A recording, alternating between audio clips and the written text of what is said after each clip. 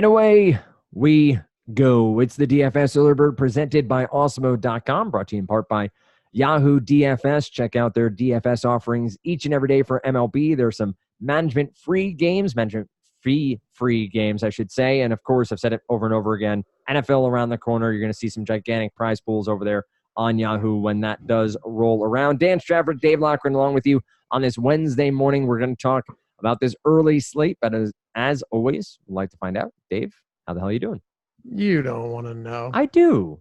I'm empathetic. I'd like to know how life is. You're getting married soon. How are you doing? Right. Doing good, man. All right. What's today? The 24th? Mm-hmm. 24th? Wednesday the 24th? That's correct. All right, the podcast is over. We've established what day it is. Let's 3 weeks. There you go. 3 weeks. The nuptials. I assume there will be reference to the Washington Post article somewhere in your vows. She didn't like that. No, why? I don't. She didn't like that at all. Justine. I don't think Justine listens, but I feel like we get along really well if we ever had a chance to talk. But you absolutely would. You talk a lot of shit, and I wouldn't blame you. She doesn't like 95% of the stuff I do. That's fair. I guess the other 5% is worth that much. And we don't need to talk about that any further. He built a nice basement, from what I understand. It's true, but I didn't even mean that. Nonetheless, you're a sick man. I am. You're a sick man. I am. Stratford. See, it's the quiet ones, right? It's always the quiet ones. Yeah. 7 game it's true, slate. Though. Just so everyone knows. Just so we're confirming here. I just wanted on record. I don't want to give any wrong ideas out. Exactly. And that segues well into the fact that on today's early slate, DK has a contest called the Joystick Jam. So take that for what it's worth. $50K to first. Damn that joystick. I hear you, man. $200,000 in off total to a prize. Great start. Hey, this is what they listen for. We are here on YouTube. We're here on iTunes, across all the different apps. If you want to become an Awesemo member, Awesemo Plus as it's called, that gets you in behind the paywall, Dave's articles, Adam's articles, and gets you all the projections, ownership, and player projections. You need to use the promo code EARLYBIRD, gets you 50% off your first month.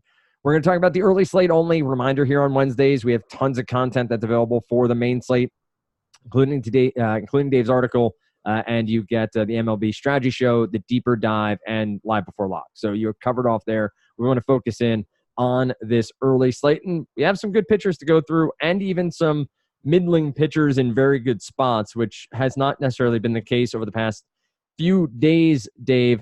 We have Justin Verlander, who you've spotlighted a few different times about his home run issue on the season. Still one of the dominant arms in Major League Baseball, putting up a ton of fantasy points, but has had home run problems. He gets Oakland. Mike Minor against Seattle. Minor, the subject of many trade rumors as Texas flounders to a losing record. And then we go sub 10K. First glance, first blush here for you as we dive in. Verlander at 12-1 on a 7-game slate where we do have some questionable lower-end pitching options. Can you go that high on Verlander here, or do you think that this is going to be more of a cheaper option sort of day? I mean, I think you can. It's kind of a difficult slate. Just looking at how strange it is up top. Like Verlander, you definitely can get to, and like Garrett Cole has been, arguably the best fantasy pitcher in the league, right? I think, put it this way, you'd have a very tough time making an argument against that. Yep. And he went out against a low strikeout team in Oakland and lit them up, a team that has a lot of power. While Verlander hasn't been as good, like quite as good, he's been really damn good. And he's done it against some really good teams as well. So I'm going to take the exact same approach that I took with Garrett Cole. Take the exact same approach I took with Chris Sale. I mean, yeah, some of these guys are expensive, but it is worth it. Justin Verlander's a stud. The home runs have been wild. I mentioned it before his last start. He gave up 2 more. But like I've mentioned with Cole and Verlander so many times, the amount of solo shots they gave up really makes it so it doesn't matter. Like he gave up 2 solo shots last game. Okay, no worse for wear. 12 Ks, 6 innings, 32 fantasy points in the win. Very likely to get the win here with Bassett on the other on the mound opposite Verlander. Yeah, I just don't. Put it this way: who else are you going to up top? Mike Minor is definitely a good pitcher, but I think we've seen a little bit of regression lately. Mm-hmm. Seattle's not good, and I think that if you get Minor at the right price, he's definitely viable. But I'd still rather just pay for Verlander here, and then John Lester against San Francisco. You know, do you really want to pay almost 10K for John Lester just because he's facing a bad team in a good pitcher's park? I'd rather go down to another guy that's $2,500 cheaper. Right there with you on staying away from Lester. I just don't have a lot of trust in this situation for what Lester can do. I'm off of Minor. I think Seattle's a good matchup, but if I'm going 10K or above, it's to Verlander. The floor is just so much more intact there for Verlander. I do think Seattle is a team you can pick on a little bit with the injuries and the struggles they've had over the past couple of months. We get below Lester at John Gray, Mike Leake, who I think was the subject of many a stack last time he went out. The Anaheim Angels, or Los Angeles Angels of Anaheim to properly call them, were very popular, or at least Trout and Ohtani were. And then Leake goes out and spins one of those games that you can only sort of throw up your arms and say you can't predict baseball. A near perfect game, perfect through 8, gave up a hit in the 9th. Now he is 8-6 against the Texas Rangers in Seattle. Bassett at 8,400. And then you have Sims, and we go on from there. Is Gray against Washington, Leake against Texas on your radar at all? Mike Leake, no. I get it. You know, complete game one hitter. And by the way, that hit came in the 9th inning. So he was really damn close to getting the complete game. That would have given him and Mike Fiers complete games this season. I mean, can you imagine? I can't. It's really, really incredible. I think John Gray, if I was going anyone around this area, I probably would just go with John Gray. And while you might ask why, you know, Washington's a good team, they have not, their active roster has not been that good against righties this year. John Gray outside of Coors Field should definitely be better. You know, he's averaging well over a strikeout per inning. And you know, you take a look at Washington's numbers. They're still a good team, of course. You know, and Juan Soto in the middle of the order, Anthony Rendon, look, all of that is a bit frightening. But they just also have one of the lower WRC pluses that you would expect to see. Their K rate isn't very high, but a 92 WRC plus, 92, man, that's bottom 6 in the league against righties. And even the power here, you think, okay, they've got to have quite a bit of power. And I know they've been a little bit better lately, but they're 22nd in isolated slugging. Not the greatest stuff. So I think John Gray will probably go overlooked entirely. And if I'm deciding between him or Mike Leake or, you know, Chris Bassett, it would definitely be John Gray here, even though I don't love him. Pointing out, just for our listeners, FanDuel and Yahoo have different slates. We're talking about the DraftKings slate, which has the 1 p.m.s, and on the 12 o'clock Red Sox slate is going to be a standalone on all sites, it would seem. Yahoo has some guaranteed contests for the all day, but mainly focusing on the night slate over there. On FanDuel, they have just the 5 early games, including Boston, Tampa Bay, on through the 2:10s. FanDuel continues to not really be sure how they would pay out the late games before the night games start, but at least they're consistent, right? Sure. We can joystick jam over on DraftKings, and we can do whatever we need to do over on FanDuel. I won't try to come up with a name for a tournament on FanDuel because that would probably land me in some hot water. But nonetheless, you don't want me coming up with a name either. That is very true. We continue on Sims, Means, Tyler Beatty, Vince Velasquez, and let's go to Julius Chassin. So we round out to 6K. You know, Sims is a name that has floated around Major League Baseball. He's there for Cincinnati, coming off a start back in May, has moved around because of injuries and demotion, and coming back from a hamstring strain. He's at 7,700 against Milwaukee, which we know has a ton of power. They've had some injuries, some members of their lineup dipping out, so we can keep an eye on that. Means with the changeup at 7,400 against Arizona in Arizona, Tyler Beede at 7K gets the Cubs, but it is at home. We know that is a boost to any pitcher, and Beede has some significant upside when it comes to his long-term potential. Not sure here in this spot against the Cubs. Velasquez against Detroit. We know Detroit has had many a struggle on the season.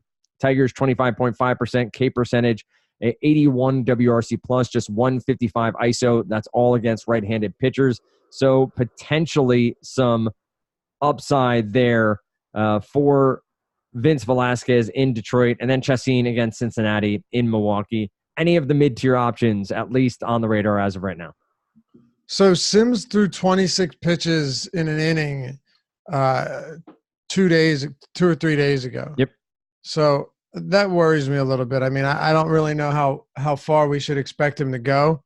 And Milwaukee's just, a pretty imposing team against righties with there's 4, big power bats on the left side of the plate.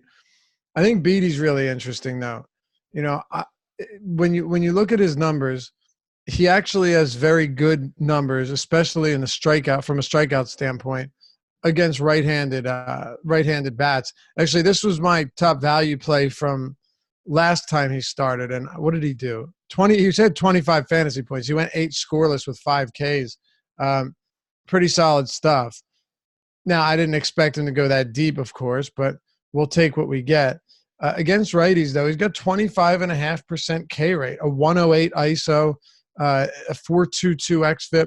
Look, none of those are elite, but they're also pretty manageable. And then you've got him at Oracle Park, and you're also working with a Cubs team that is likely going to run out a fair amount of righties.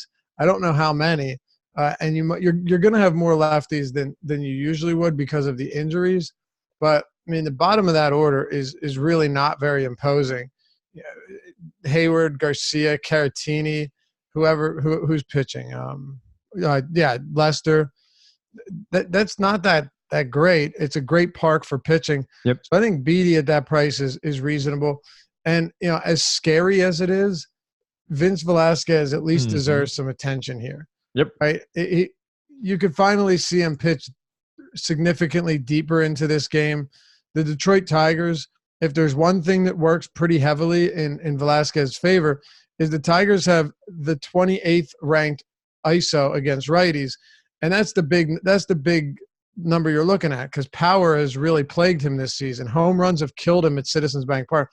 They have the lowest WRC plus and a 25.5% K rate, which ranks 4th highest in the league. So these are all really encouraging things for Velasquez. This is one of those starts where I think, I'm not going to pretend like he could get back on track, but he could definitely give, there might be a respite in all of the terribleness until next time. I'm right there with you, and I think it's worth pointing out that this is not a stamp of approval, just a fact of the matter that in this matchup with this stat line and with this team that has clear struggles with the strikeout, Velasquez has plenty of upside, and maybe not plenty, has enough upside at this price point that he makes sense. 26.3% K percentage on the year, just a 9% walk rate. And I think that's worth pointing out. It's not double digits, so he shouldn't get into a ton of trouble with this Detroit team that goes up and swings. This is a team that attacks or attempts to attack and doesn't have a ton of power.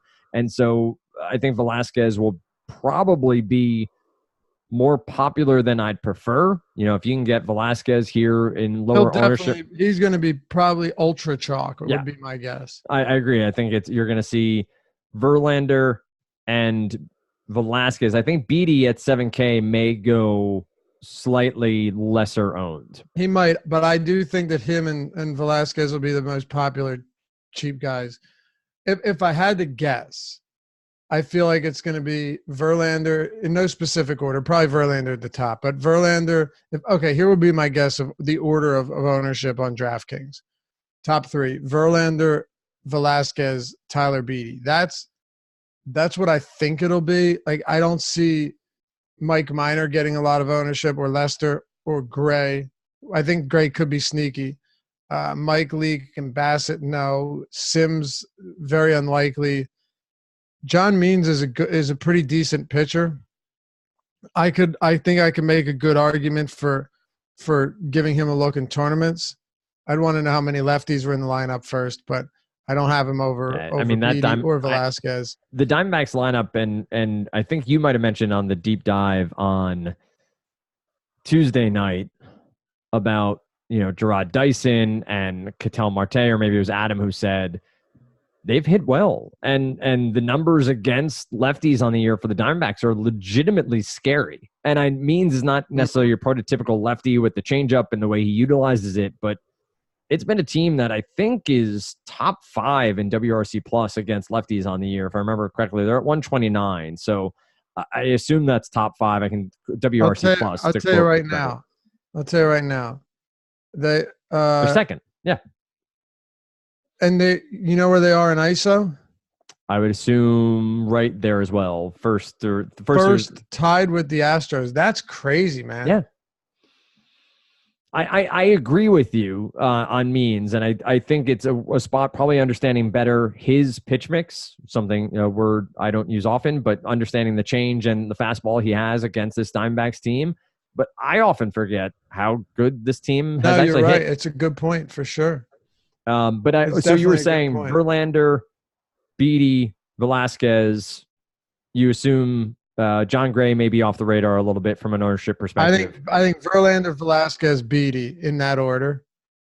I think John Gray will be off the radar, yeah. Because he's risky and he's not cheap, but I don't hate it. I think Lester might be the 4th highest owned guy on this slate. Give me some Giants.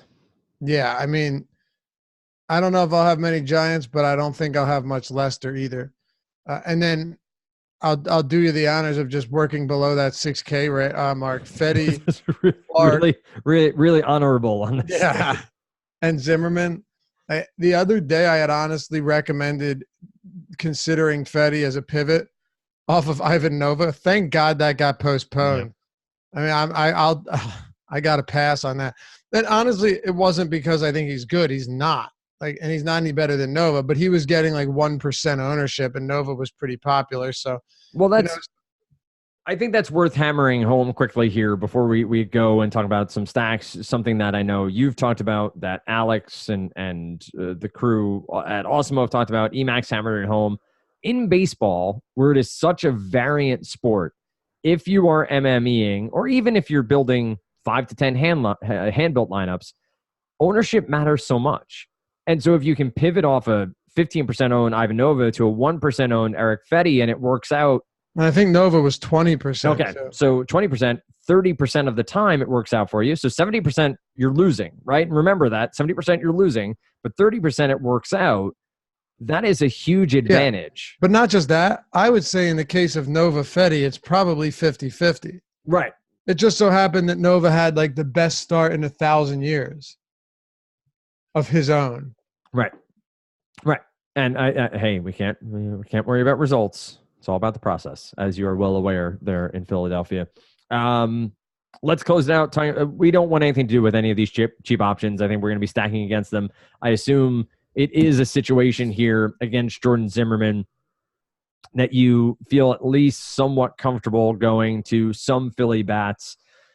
Fetty against Colorado. I know Colorado outside of Coors Field has been struggling, but you do have some power bats that should be at least well-owned and have some upside. What offenses beyond that are you looking at? Are there pitchers who may be higher priced who you think are in fact in bad spots and could get blown up a little bit? Yeah, I mean, Zimmerman, it's funny because he just hasn't allowed a lot of power. Yep. He's also not very good. But this Phillies lineup is dealing with some injuries. Gene Segura still day-to-day. Jay Bruce is on the IL. As we know, McCutcheon's done for the year. There's someone else, too. I can't remember who it is. But the point is, there are... You mentioned Segura, right? Segura with the heel. I mentioned Segura. Yeah. I mean, you've had the obvious issue with Odubel Herrera. Yeah, that's not who I was thinking of. No, I guess that's it. I like Bryce here for sure. I think Kingery's solid. Basically, the top of the order. Hoskins, Real Muto. Those guys seem to be the most sensible options. But also, I think now that their prices came up a little bit, they won't be as popular. You know, they were super cheap yesterday, and that played into their ownership. But no, they're definitely in play. Colorado against Eric Fetty.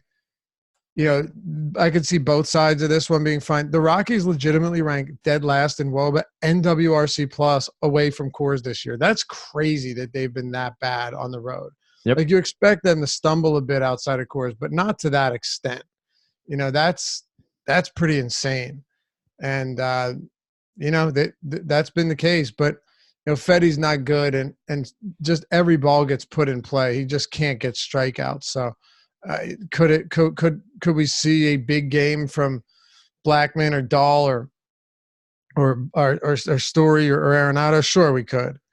Who else here? Yeah, I do want to mention the Tigers, just because I really think Velasquez is going to be popular, like very popular on this slate. Right. And home runs have been, you know, have plagued him as a starter this year.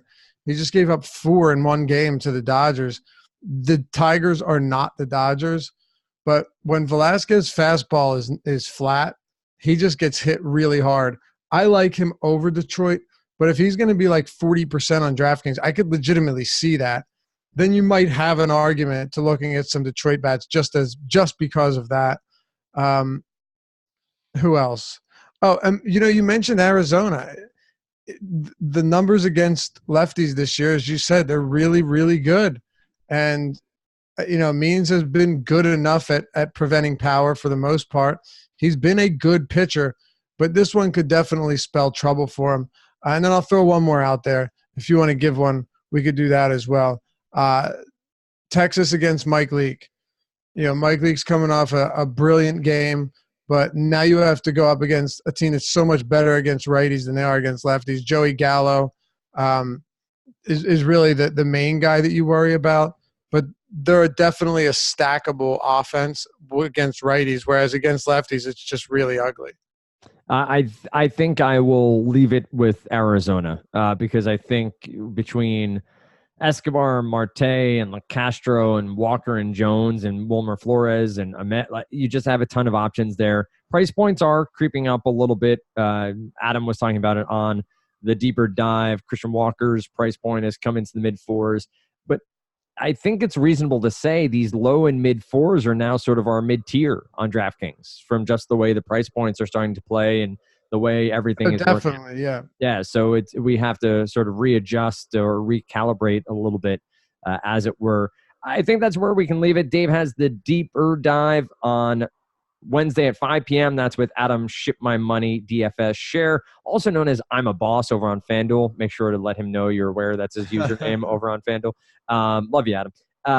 And then you have Live Before Lock after that. You have the MLB Strategy Show on Wednesday morning. Typically what happens is Dave writes, Adam is on the strategy show, and vice versa. So you get Adam and Josh Wednesday morning on the strategy show. You get Jake mixed in. You get Chris Rendon mixed in from time to time. EMAC on the weekends as well when it comes to strategy show. And you, of course, get the deep dive, which is the write-up. That'll focus on the main slate from Lofty Monday, Wednesday, Friday for that. Tuesday, Thursday, Saturday is where you get Adam. And then, of course, we've had a lot of content starting to roll out for the NFL season. You'll want to get on board for season-long content from Lofty and the team, and also DFS. It's around the corner. You're like, preseason DFS for NFL is not far away. So be sure to stay tuned for that. I may mention, if you want to be a member, use the promo code EarlyBird for Osmo Plus access. Gets you 50% off your first month. You can find Lofty on Twitter at Lofty_D, LOUGHY_D. You can also find him on Sirius 210 XM87 every Saturday and Sunday with Osmo Radio. Manny Laura typically joining him on that program each and every Saturday and Sunday. Find me on Twitter at Dan Strafford, at Osmo_com. And do me the favor, follow Osmo NFL, Osmo MLB. We have those individual handles as we roll through each and every season. Dave, any final thoughts before we say so long? Nah, man.